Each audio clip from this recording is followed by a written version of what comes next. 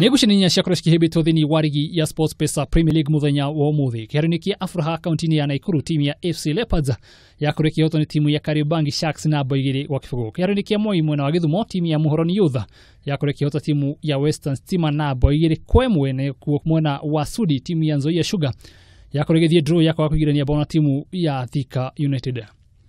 Huko muciĩ wa Nairobi, kiharoinĩ kia Ruaraka, timu ya Nakumatt FC kuri kiuma thutha na kuhota timu ya Sofapaka na mbao 2 kwa 1. Mbao cia Nakumatt ciakorwo cikingirania muthaki wa tene wa timu ya Tusker Robert Omunuk na ke muthaki Ezekiel Okare akorwo akigiria mbao ya Sofapaka. Muthenya rucio gakorwo na ngucanio ithano thiini wa rigi ya Kenya, kuria timu ya Gor Mahia magakorwo makinyitwo ni timu ya Ulinzi Stars. Tusker FC makorwo magithaka na Bandari na Posta Rangers. Kiharoinĩ kia Afraha makorwo magithaka na timu ya Chimili Sugar. Imekuwa mzuri, imekuwa ngumu, lakini kulingana na tactical discipline na instruction tumepatia wachezaji imework.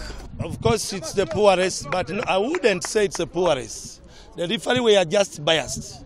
They came knowing who was to win as if they have betted. They know who was to win and they knew who was to win and they knew who was to lose.